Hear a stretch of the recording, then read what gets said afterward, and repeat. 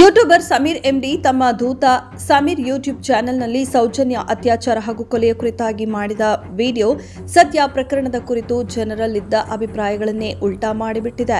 ಊರಿನ ದೊಡ್ಡವರೇ ಈ ಕೊಲೆ ಮಾಡಿದವರ ಎಂಬ ಶೀರ್ಷಿಕೆ ಅಡಿ ವಿಡಿಯೋ ಮಾಡಿದ್ದ ಸಮೀರ್ ಸೌಜನ್ಯ ಮಾತ್ರವಲ್ಲದೆ ಮಾವುತ ನಾರಾಯಣ, ಆತನ ತಂಗಿ ಯಮುನಾ, ಶಿಕ್ಷಕಿ ವೇದವಲ್ಲಿ ಹೀಗೆ ಇನ್ನೂ ಕೆಲ ಪ್ರಕರಣಗಳ ಬಗ್ಗೆ ವಿವರಿಸಿ ಇವೆಲ್ಲದಕ್ಕೂ ಊರ ಗೌಡ್ರ ಕುಟುಂಬದ ಲಿಂಕ್ ಇತ್ತು ಎಂದು ಹೇಳಿದ್ದಾರೆ. ಹೀಗೆ ಸಮೀರ್ ಮಾಡಿದ ವಿಡಿಯೋ ಕರ್ನಾಟಕದಲ್ಲಿ ಎಷ್ಟರ ಮಟ್ಟಿಗೆ ಪ್ರಭಾವ ಬೀರಿದೆ ಎಂಬುದನ್ನು ನಿಮಗೆ ಹೆಚ್ಚೇನು ಹೇಳಬೇಕಾಗಿಲ್ಲ. ಪೊಲೀಸರೇ ಕಾನೂನು ಬಾಹಿರವಾಗಿ ನೋಟಿಸ್ ನೀಡುವ ಮಟ್ಟಕ್ಕೆ ಸಮೀರ್ ವಿಡಿಯೋ ಸದ್ದು ಮಾಡಿದೆ.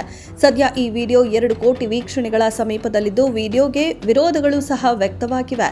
ಕೆಲವರು ಸಮೀರ್ ದುಡ್ಡು ಪಡೆದು ವಿಡಿಯೋ ಮಾಡಿದ್ದಾನೆ ಎಂದು ಆರೋಪಿಸಿದ್ರು. ಇದಕ್ಕೆ ಪ್ರತಿಕ್ರಿಯಿಸಿದ್ದ ಸಮೀರ್, ನಾನೇ ಎಡಿಟರ್ಗೆ ಸಂಬಳ ಕೊಡೋಕೆ ಕಷ್ಟಪಡ್ತಾ ಇದ್ದೀನಿ, ಅಂಥದ್ರಲ್ಲಿ 30 ಲಕ್ಷ ದುಡ್ಡು ತಗೊಂಡಿದ್ದೀನಾ ಎಂದು ಕಿಡಿಕಾರಿದ್ದರು.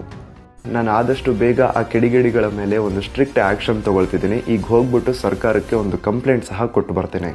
ಇದನ್ನೇ ಬಂಡವಾಳವನ್ನಾಗಿಸಿಕೊಂಡ ಕೆಲ ಕಿಡಿಗೇಡಿಗಳು ಧರ್ಮಸ್ಥಳ ಹಾರರ್ ವಿಡಿಯೋ ಮಾಡಿದ್ದ ಸಮೀರ್ ಅವರಿಗೆ ಹಣದ ಸಮಸ್ಯೆಯಾಗಿದೆ, ಲಾಯರ್ ಫೀಸ್ ಕಟ್ಟಲು ಕೂಡ ಹಾಗೂ ಎಡಿಟರ್ಗೆ ಸಂಬಳ ನೀಡಲು ಹಣದ ಅವಶ್ಯಕತೆ ಇದೆ, ಸಹಾಯ ಮಾಡಿ ಎಂದು QR ಕೋಡ್ ಅನ್ನು ಹಾಕಿ ಪೋಸ್ಟ್ ಹಂಚಿಕೊಂಡಿದ್ದಾರೆ.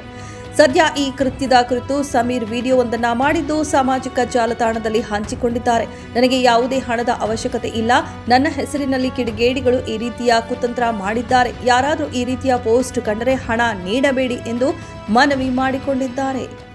ಸೋಷಿಯಲ್ ಮೀಡಿಯಾದಲ್ಲಿ ಕೆಲವೊಬ್ರು ಕಿಡಿಗೇಡಿಗಳು ನನಗೆ ಲಾಯರ್ ಫೀಸ್ನ ಪೇ ಮಾಡಲಿಕ್ಕೆ ದುಡ್ಡಿಲ್ಲ, ಎಡಿಟರ್ಗೆ ಪೇ ಮಾಡಲಿಕ್ಕೆ ದುಡ್ಡಿಲ್ಲ ಹೇಳ್ಬಿಟ್ಟು ಫೇಕ್ QR ಕೋಡ್ ನ ಕೊಟ್ಟು ನನ್ನ ಹೆಸರಲ್ಲಿ ದುಡ್ಡು ವಸೂಲಿ ಮಾಡ್ತಿದ್ದಾರೆ. ನನಗೆ ಯಾವುದೇ ತರ ದುಡ್ಡಿನ ಅವಶ್ಯಕತೆ ಇಲ್ಲ. ಯಾರೆಲ್ಲ ಕಿಡಿಗೇಡಿಗಳು ಸೋಷಿಯಲ್ ಮೀಡಿಯಾದಲ್ಲಿ ನನ್ನ ಹೆಸರು ಹೇಳ್ಕೊಂಡು ದುಡ್ಡು ವಸೂಲಿ ಮಾಡ್ತಿದಾರೋ ಅವ್ರನ್ನ ಯಾರನ್ನೂ ನಂಬಕ್ ಹೋಗ್ಬೇಡಿ. ಇದೆಷ್ಟು ಈ ಹೊತ್ತಿನ ಸುದ್ದಿ. ಮತ್ತಷ್ಟು ಸುದ್ದಿಗಳಿಗಾಗಿ ನೋಡ್ತಾ ಇರಿ ಸಿರಿ ಟಿವಿ.